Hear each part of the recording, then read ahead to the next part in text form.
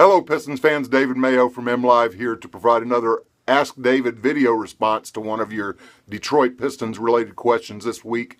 And this time our question comes from our buddy Punster Ishmael, who asks, any word on the Pistons' plans to try to improve the shooters they already have with accuracy for next season? Is Dave Hopla, that being shooting coach Dave Hopla, a part of the equation, let alone another shooting coach? How much of a role did sports psychologist Tom Perrin play last season, not just shooting? And are they keeping him, going to hire a different one next season? Thanks, Ishmael. There's no word on any changes for next season. Tom Perrin is not a full-time employee of the Pistons. He's a consultant based in Virginia. As to some of this, I would say that there's an old saying in basketball: it's not the X's and the O's, it's the Jimmies and the Joes, meaning that no matter how good your coaching is, no matter how great the play you draw up is, if you don't have the players to execute it, you're doomed. I think that extends through organizations. I think you can have the best structure in place imaginable, and if you don't have guys who implement it, it's immaterial. The way to address bad shooting is by getting better shooters. But the Pistons obviously had some major extenuating circumstances as to why they only shot 34% on 34.5 on three-pointers last year.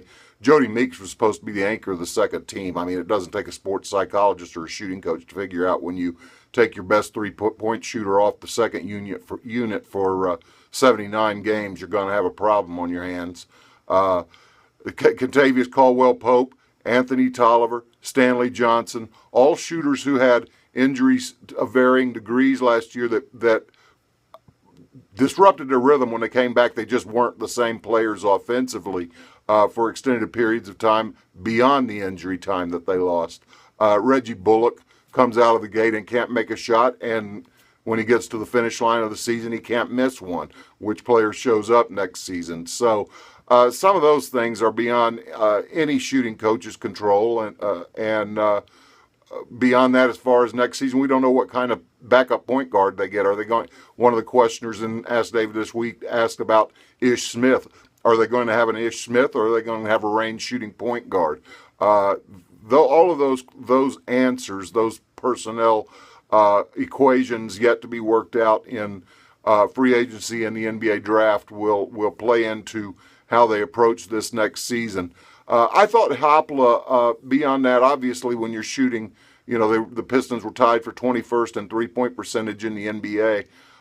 It didn't work out with their first-year shooting coach real well. But I also thought his job, that he was undermined a little bit, not just by the extenuating circumstances either. The biggest job he had coming in here was to improve Andre Drummond's free throw shooting, or do what he could to help Drummond improve it. And greater than helping Kentavious Caldwell-Pope become a better three-point shooter, bigger than getting the low release point adjusted on Stanley Johnson's shot. The main thing was help Drummond become a better free throw shooter, and he was short-circuited, undermined really in that effort, because Drummond in mid-season, early to mid-January, just unilaterally decided that he didn't like the kind of the shot thoughts that he was getting a little bit befuddled by from working with Hopla, and wanted to streamline the work so that he did all his work with the big man coach Malik Allen. That did in fact happen. Stan Van Gundy signed off of it. So 2+ months into his big task as shooting coach, Dave Hopla had his most important pupil taken away from him. Those things take time. Those lessons take time to teach guys.